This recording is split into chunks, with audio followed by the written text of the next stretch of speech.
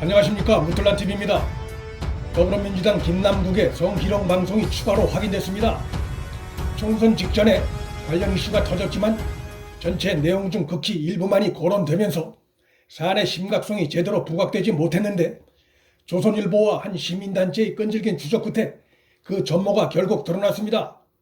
현재 김남국은 청소년 유해매첩을 표시를 하지 않은 방송으로 청소년 보호법과 정보통신망법 위반으로 고발돼 있고, 또 자신의 유해 방송과 관련해 유권자에게 허위사실을 유포한 선거법 위반 혐의 등으로 고발 조치된 상태인데, 이번에 추가로 드러난 빼도 박도 못할 물적 증거들로 인해 고발 조치된 기존의 범죄 혐의에서 빠져나오기가 어려울 전망입니다.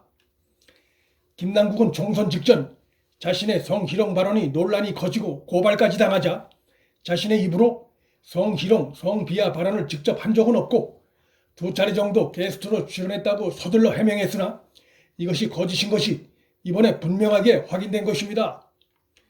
24일 보도에 의하면 시민단체인 사법시험 준비생 모임과 공동으로 김남국이 출연한 팟캐스트 방송에 대한 추가 조사 결과, 김남국은 단지 2차례 출연한 게스트가 아닌 최소 23회 사실상 고정 출연자였으며, 입에 담을 수 없는 성희롱, 여성 비하 발언을 직접 수시로 했던 것이 드러났습니다. 공동 취재에 따르면 김남국은 지난해 1월 14일에서 2월 26일 이 방송 1회부터 고정 멤버로 출연하다가 27회에 하차했습니다.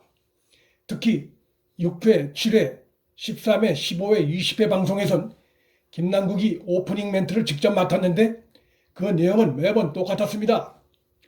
본 방송은 색드립과 욕설이 난무하는 코미디 연애 상담 방송이니 프로 불편러 여러분이나 공자왈, 맹자왈 찾는 분들은 청취를 삼가시기 바랍니다라는 것이었습니다. 김남국은 20회 방송에서 여자가 이렇게 따라왔어. 모텔까지 술 먹고. 근데 남자가 아무것도 안 하고 그냥 있으면 어떻게 해? 라고 스스로 묻곤, 아니 진짜로 여자도 여기까지 따라와서 그냥 가긴 섭섭할 거 아니에요? 라고 스스로 답을 합니다. 23회에선 수위가 좀 더 올라갑니다. 김남국은 자신이 32살 때 한 여성이 허벅지를 만지고 집에 바래다 달라고 속삭였다는 경험담을 털어놓으며, 발기요? 안 됐어. 만약 예쁜 여성이면 바래다는 줬는데 집으로 오라고 하면 좀 고민했을 것 같다고 말합니다. 25회에서 내용이 더 심해 자막으로 대체합니다.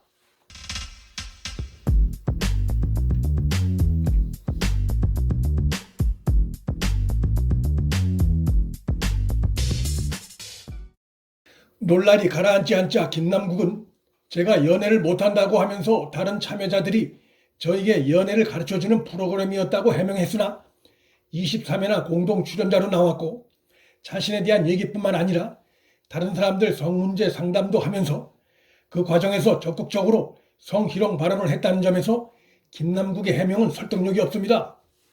김남국의 행태가 더욱 문제가 되는 것은 여성 비하 논란이 확산되고 있음에도 지금껏 제대로 된 사과나 반성이 없고 자신의 행위와 관련 국민을 속이는 태도를 보이고 있다는 점입니다. 자신의 성희롱, 성비하 발언은 물론 청소년까지 돈 500원만 내면 쉽게 들어올 수 있는 방송이었음에도 그런 점에 대해서까지 지금까지 아무런 사과도 책임도 인정하지 않고 방송 오프닝 멘트로 설명을 했으니 책임질 일은 없다는 식으로 무책임하고 뻔뻔한 태도로 일관하고 있다는 점입니다. 김남국 등이 주장하는 방송 오프닝엔 프로 불편러 여러분이나 공자왈, 맹자왈 찾으시는 분들은 청취를 삼가라는 내용만 있지 청소년 유해 방송이라는 고지는 어디에도 없습니다. 김남국은 선거법 위반과 청소년 보호법 위반, 정보통신망법 위반 등으로 고발된 상태입니다. 그러자 검찰이 고발이 들어온 지 24시간 만에 수사를 착수한다는 게 참 이례적이라며 자신이 마치 윤석열 검찰에 의해 박해받고 있는 양 검찰의 의심을 돌리고 조국 수호, 서초동 촛불 집회식에 진영 편가르기로 위기에서 빠져나가려는 듯한 모습까지 보이고 있습니다. 이번에 확인된 김남국의 성희롱 발언은 23일 오고든의 성추행으로 인한 시장직 사태와 함께 과거 안희정의 성폭력 사건과 정봉주, 민병두 전 의원의 성추행 논란 등에 이어지는 사건들이어서 민주당의 천박한 성의식 이미지는 더욱 굳어질 것으로 전망됩니다. 민주당은 그간 안희정, 정봉주, 민병두 그리고 총선 영입인사 원정건 사건 등을 겪었지만 그들 내부에 비뚤어지고 왜곡된 성인식은 하나도 변한 게 없다는 것이 이번에 확인됐습니다.